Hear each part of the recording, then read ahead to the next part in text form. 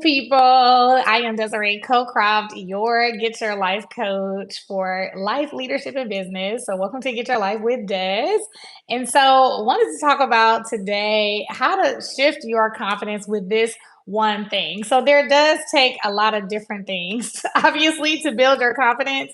But I really want to show you one thing that I think can make a big boost if you're feeling like you're in this confidence rut at in your career, in your business, in your life, in the way that you show up in your relationships, in the way that you show up in public.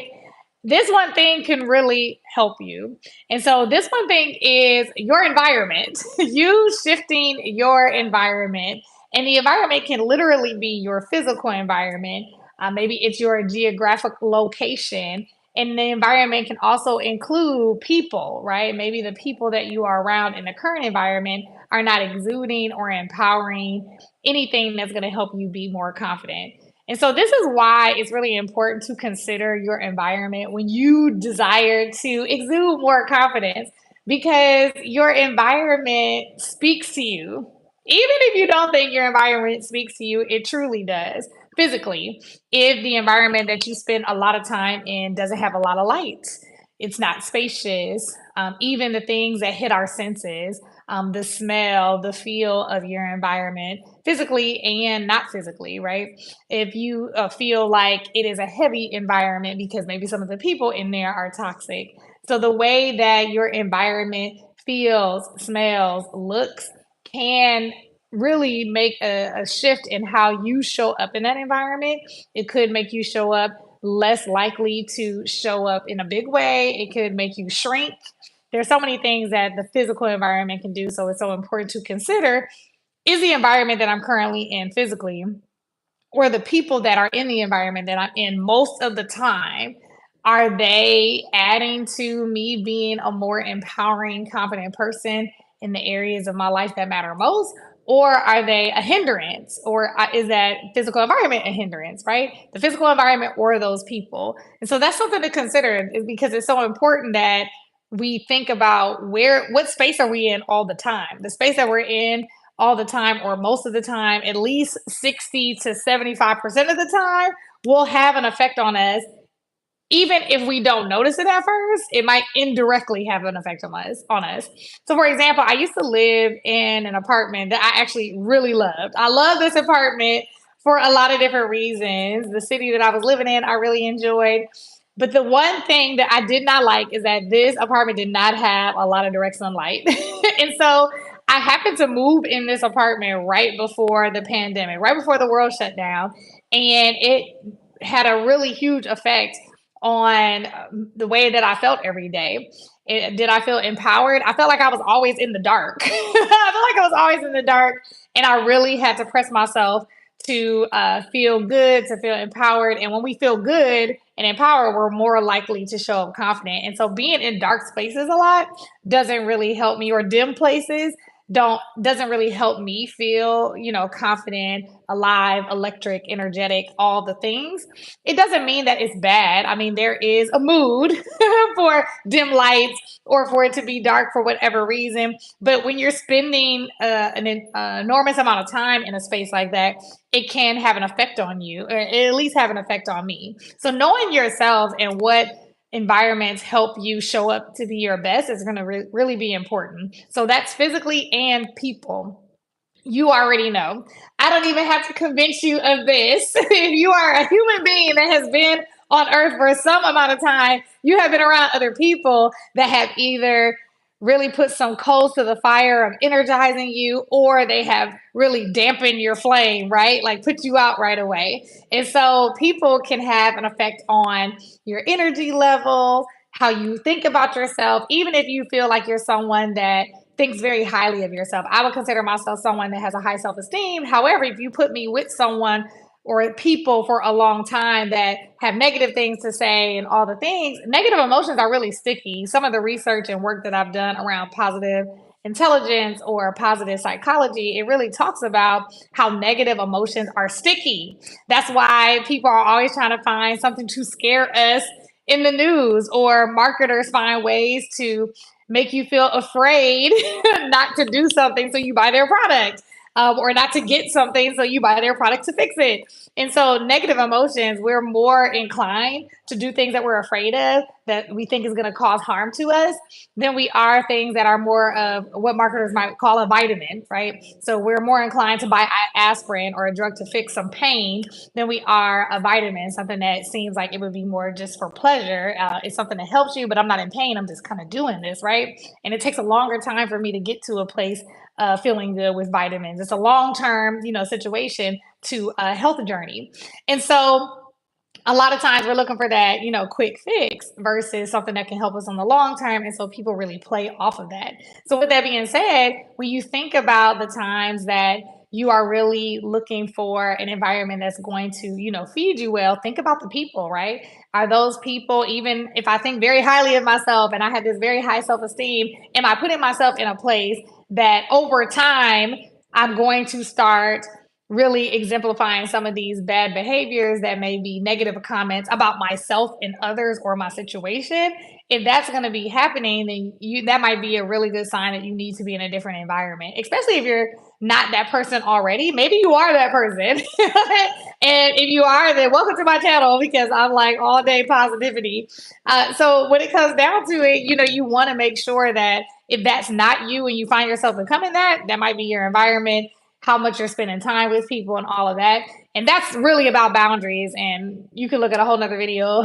I'm sure I have one that is around boundaries, or I'll create one around boundaries, because I really think that's important to really just protect, your energy and where you're coming from. So you're not just taking those things in. We really need to protect ourselves from those things, because we can't make people change, but we can put the boundaries of how much we are going to spend time in those spaces, because everybody is not going to believe the same things as you or speak the same way as you. So we can't be super rigid in the sense of like, I'm never going to go outside because every time I go outside, someone says something. We really need to do some inner work to handle that. At the same time, you can also be free to create boundaries so that you are not consuming things that are just not good for you overall. So that's the big why. I have notes, you all. So I really want to talk a little bit about just the difference, and I kind of did already, between just a toxic environment and an empowering environment. And I really want to talk about that from the space of the way that you feel can be a really great indicator of knowing if you are in a toxic environment or an empowering environment. It's not always going to be helpful, because sometimes we can self impose um, feelings because of what we have going on internally, and it might not have anything to do with our environment. And so, for example, you can be raised in a household that is overall positive but still feel bad about yourself. And so same thing can happen in our adulthood, right? We can be having an experience all on our own because of the narrative that we have on the inside, while everybody else is enjoying themselves. So feelings can be helpful, but I would encourage you to look at feelings and actual behavior that is aligned with those feelings, actual behavior and things that people are saying, so that you can have not only a feeling, but also, something that will help you point out what you want to see be different. Because I think it's really important for us to identify, well, what's the behavior? What's the words being said? What are the actions that are happening that we desire to see different? And or what are the reactions, or how do we want to better respond to those same behaviors and those same things being said, so that we can experience this environment differently, especially if it's an environment that you're going to continue to be in. And especially if it's overall an empowering environment, but maybe you're just having a negative experience in it, that can help you. The response part can really help you not necessarily leave the environment, but have a better experience within that environment. Same thing with toxic. Sometimes you could be in a toxic environment and be resilient in that environment.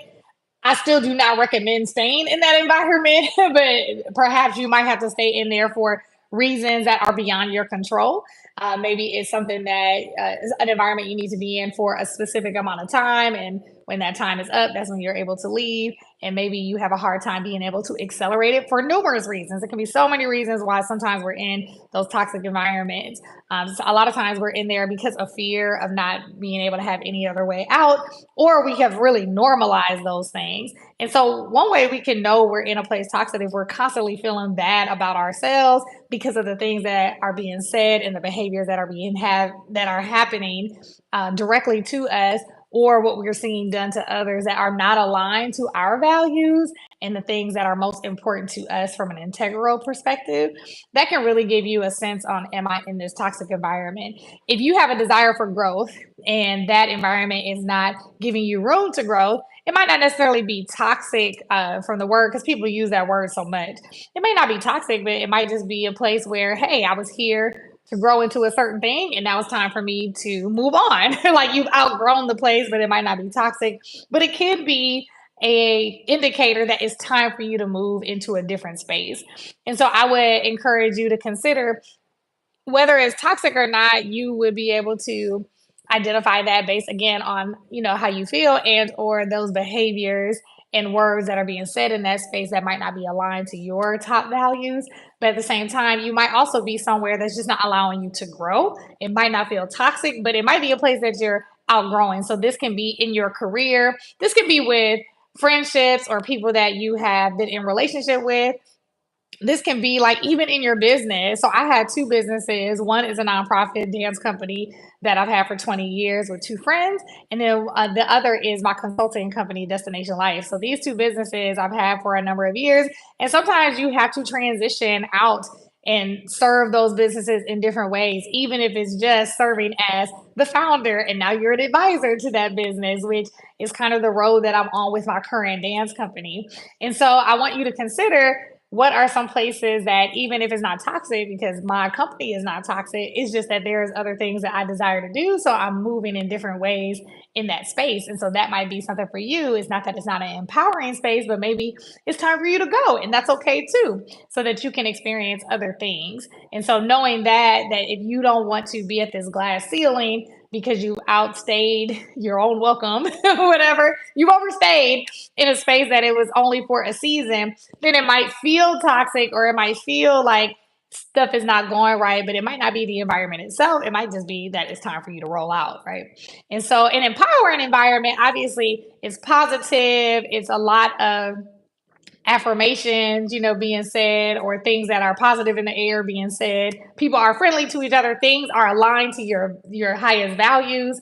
You're motivated through positive emotions, meaning you're feeling more joy. You feel safety. You feel acceptance, right? You feel those things in that space. So words that would be associated with positive emotions versus feeling fear, guilt, shame, those type of things you would feel in an opposing environment. So being in a space where you can feel those things that are more on the positive side, and it actually encourages you to grow. It encourages you to be yourself in that space. That's how you can truly know that you are in an empowering environment, and especially when you have people that exemplify it. Now, let's be real. Humans be humaning. People are always people in these streets.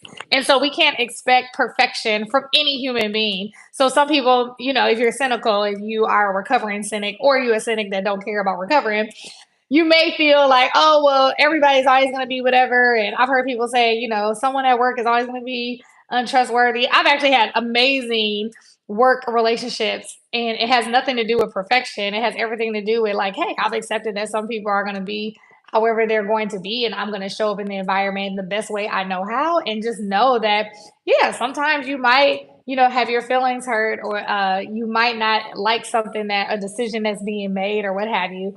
But it's also about doing, again, that inner work. Like, how are you showing up in that environment, and how are you being true to your values and communicating in a way that's going to create harmony in that space. And so it's really important for you to consider, what are the ways that you can show up in the spaces that you're going in, but also know that the people that are in that space, if they are people that are aligned with a lot of those positive emotions I listed, you're likely in an empowering space. And if you're not, those are the kind of cues you want to look for in that space. Now, here's the thing. This is kind of like going down. I'm kind of getting ahead of myself, but it's hard for me not to say this part. Here's the thing. You can be in an empowering environment, but if you are a recovering cynic and you've been in so many environments that have not been awesome, and so you told yourself, like, this is not true, or it's like, I believe it when I see it, all those things. If you already have developed some trust issues, I would highly recommend therapy. I'm not a therapist, but I would highly recommend just really getting some healing around that, so that you can enter into a new space and have a different experience. Because a lot of times we're having experiences because of what we have made true for ourselves from our past experiences. And sometimes they just are not true to everyone else, but they're true to us because that has been our perspective for so long. All right. And so I would just encourage you, if this is something, if you have been having experiences that have been negative at work, in relationships, and all of that, that's just not how the world is set up. That's how your world is set up. And so I would highly suggest, getting some counseling and stuff around that, because the things that I'm saying won't matter as much if you haven't done that inner work, or get a coach that can help you if it's not something that you really need to dig deep to into your past, but maybe it's just something that you want to shift into, because that's what a coach is for, to help you in your present shift to your future. Versus if you have some deep rooted things that you need to work through, that is definitely for a counselor, a licensed counselor, or a therapist. And that's who you should talk to about those types of things. I think having both are great, but you know what you might need. But definitely want to say that because I believe in mental health, and really encouraging myself, others, my clients to take control of that. All right, so moving on environment, I'm looking at my notes. Y'all don't mind. So I would also say that in addition to knowing what environment you're in, think about, do I need to change my physical environment, or do I need to change the people? So I've already told you, you got to change one or the other, or maybe both. You can know if you're in a great environment by the way it's set up. Is it giving me energy? Is it set up in a way that makes me feel comfortable, light, all the things associated with positive emotions? Or am I feeling, low? Am I feeling guilty? Am I feeling fearful in this space? And does it have to do with the way the space literally is? Or does it have to do with the people? A lot of times people feel like it's a people thing. And if that's the case, then you will have a tactic to navigate that differently. Because if it's a physical environment, you're literally moving yourself out of that physical environment, or just changing the dynamic of your environment. So I shared earlier, I was in a not well lit apartment at one point. It just wasn't a lot of windows, and that did not feel good to me. So I would do a lot of like open all the shades. I would go outside more. I did not move out of my apartment because I actually liked it for other reasons. But I went outside more. I would open the shades more. It actually had a patio. So sometimes I would open the door so I would get like natural air, and that made me feel more connected to outside. And it just gave me a lot more joy. Didn't feel like I was in a basement, because this was also an apartment that you had to walk down and not like upstairs. So it was kind of like underground, but there were ways to see outside. So it was kind of a weird setup, but I did enjoy it. But sometimes, especially when we were on lockdown during the pandemic, a few years ago, that wasn't like the most pleasant thing to be in when you have to be there all day, right? I also had bright colors, so I decided to change some of the furniture around and things like that to have bright colors. I used candles and more lamps in the space to kind of give it some more lighting that would help me feel like I was in like a less dark space. So you can do some things to your physical space. Like I said, smells, the way the space feels, like, is it comfortable? Literally, when you walk in, does it feel comfortable in your skin? As it relates to like people, you can't make people change. So you literally can leave an environment of people, in the sense of, if those people are in your physical space, what do you need to do to move out of that space? Maybe these are people that you do life with, and you need to remove yourself. So that takes some financial planning, and it also takes some foresight to get out of those spaces. But then when it comes to like career, is it about moving into a different department? Maybe it's, I need to have a different boss. Right? If it's your business, maybe you need to do business differently, from an HR perspective. Maybe you need to talk about your team and better onboarding experiences, or strengthening your team, or really thinking about, well, are we communicating well on our team? Really, I would say, not from a corporate perspective, but a personal, line that I use is, you gotta have a come to Jesus moment. Like, okay, let's have a conversation, because it doesn't feel good in this space, especially when it's your own business. You can do what is necessary, especially if you have a small business and a small team. You can have a lot more pointed conversations, and really creating a space of trust, that people can speak and not feel in fear of their positions, if you're really trying to create an environment that's more empowering. And if you are the boss, whether it's your job or whether it is your business, you can definitely, be open to feedback about how you are impacting that environment. And so really being someone that is open to hearing about how you show up, and it affects the environment, as well as giving people opportunity to talk about, how they show up and how they can be a better fit for the culture. And that brings transparency, that brings a level of community. But again, that is something that has to be built over time, especially if people have been feeling they've been in an environment that's unsafe or toxic for a long period of time. It's not going to be something that just gets fixed all at once. So if you need to move from your environment, that's one thing. If you are looking to do something within your environment that involves people and culture and creating a different community in your space, that does take time. So you also have to ask yourself the question, how long am I willing to be in the space to see something turn over? How willing or how important are these relationships to me to see a change happen? That can actually help you on whether or not, you throw up the deuces and you roll out, or if this is something, you really desire to work through in this space for a certain amount of time, as long as all the parties are working on it. Again, sometimes when we remove what other people are saying and doing and we shift ourselves in showing up in the environment differently, sometimes that does affect the environment. Again, we can't control people in the terms of how we make them be different, but we can control how people treat us. And we can be in a space where we are training people how to treat us, and not from a place of like people are dogs or people are not people, but being okay with saying what you need and what you desire to be most productive in your spaces. And again, it is a risk because some of us, if you are anything like me, I'm a recovering people pleaser. And so I used to didn't like to feel like I'm creating conflict by actually stating my needs or something that I would desire to happen. But a lot of times I didn't even realize how much it wasn't a big deal to the other person. And all this time you're harboring these thoughts of like, oh my goodness, why is this happening in this space? Why are they saying this or saying that?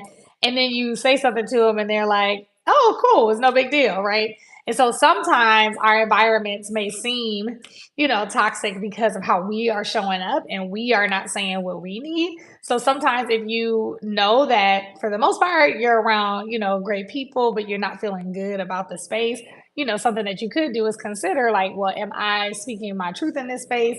Am I being real about what I need and where I'm at? And am I communicating with people in real time, or am I harboring things, hoping? And hope is not a strategy. It can be part of your strategy, but it's not your strategy.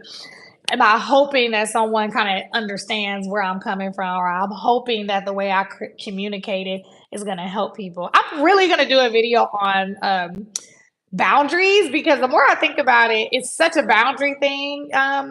Because when you're thinking about the way that we can harbor things sometimes in environments from people, and a lot of times we think we communicated something, but it's our mind that tells us we did it. And if you told someone else that wasn't your sounding board, like if you told an unbiased person, you might find out that what you said really didn't communicate anything. I get clients that I talk to all the time about communication, and we talk a lot about what they need to say to their boss, their staff, or to colleagues, or sometimes if I'm working with entrepreneurs, they're talking about their clients, their contractors, people they've hired, and all the things. And I'll have them, restate like I'm that person what they said. And I challenge them because I'm not that person, so I don't have an affinity to them. And I challenge them with questions to increase their understanding of how much they think other people understand them, when they could be more clear, right? And I just feel like we could really do our due diligence on being more clear instead of assuming that nobody understands. And that can really help flip your environment and shift your confidence in your environment, simply because you are taking control of how you think other people are treating you, and taking control in the sense of like, hey, training people how to treat you by actually saying what needs to be said in a way that actually lands with people from a place of confidence, because your voice is important. You value your opinion, because sometimes we approach things not valuing our own voice, not valuing our own opinion. And because we don't value our voice and we don't value our opinion, other people don't. And then we wonder, like, oh my goodness, why people aren't listening to me? But it's like on the inside, you don't really value your voice. And so it's almost a self fulfilling prophecy that ends up happening. Okay, I know I'm going on. I'm like, I hope this is good to you because it feels good to me. I'm like, look at my notes because I want to make sure I don't forget anything. Okay, yeah. So I wanted to just talk about so how all of this like creates greater confidence, greater opportunities just by shifting your environment because you show up differently when you feel differently, when you are hearing different words that are aligned with your values, that are aligned with growth, that are aligned with forward movement, and you're almost in this bubble of empowerment. And it makes you leave that bubble feeling full. If you kind of imagine it of having like a full tank of gas, right? And if you're in other environments and you're like spending your energy all day long and there's nothing kind of filling you back up, whether it's externally or internally, because we won't do it internally sometimes when we're constantly in this external environment that's, toxic or really just not giving us the empowerment that we desire or need.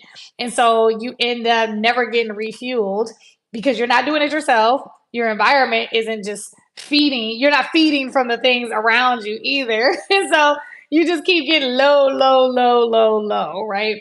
And so when you're in a different environment that is empowering, that means people, that means physically, it's a place that's energizing, and you are doing the inside work. And I think that that is the number one thing. I don't even want to say it's the number, I think that's what I mean. I don't even want to say I think. I know for sure.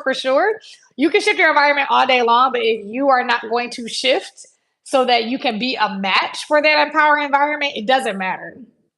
It won't matter at all. And I talk to clients about this all the time, especially if they're looking to change jobs or change cities, or they have a business idea and they want to shift into something different because maybe the clientele they've been working with isn't aligned with who they are. There's so many reasons, right, that I talk to clients about shifting into a different type of environment. And one of the biggest questions I ask is, well, give me the reason what the shift is for. And if anything that they say sounds like they're putting it off on other people, I always make sure to ask them, like, well, how was that created?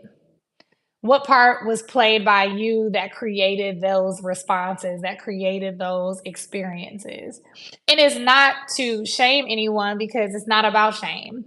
We all do things that contribute to some of our experiences or decisions, not all the time, but a lot of times, right?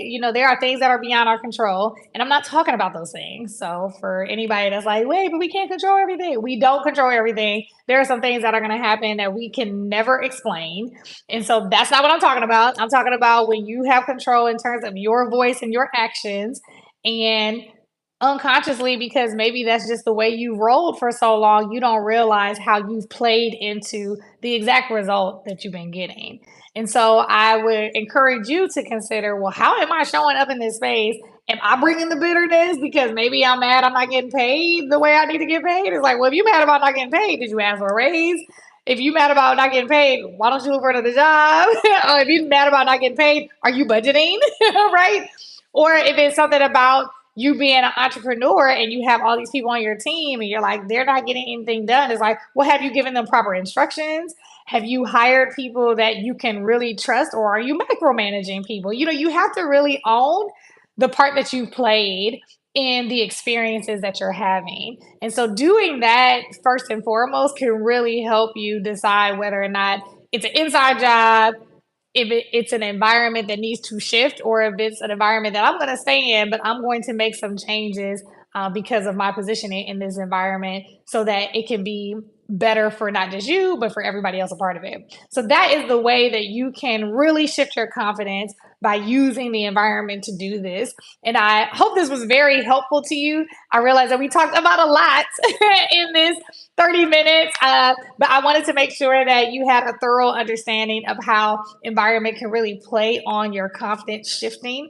And it's not the only answer, but it can be the answer. And hopefully, after you watch this video, you've seen ways that it could be your answer. And if you desire more help with shifting your confidence, elevating yourself in your workspaces as a business owner, just so that what you desire can better align with who you're actually being, I would suggest working with me. I have a class coming up called Identity Shift because it's so important that we shift who we are so we can get what we desire. And that class is coming up. If you are interested in that class, you can go to my website, which is www.desireecocroft.com, and click on courses, and you'll see the Identity Shift course that you can take. It is a group coaching course, and I love, love, love working with women entrepreneurs and leaders that are looking to elevate. You're already a high achiever, but maybe you are stuck, not sure, even if we're talking about this environment, like, is it time for me to shift?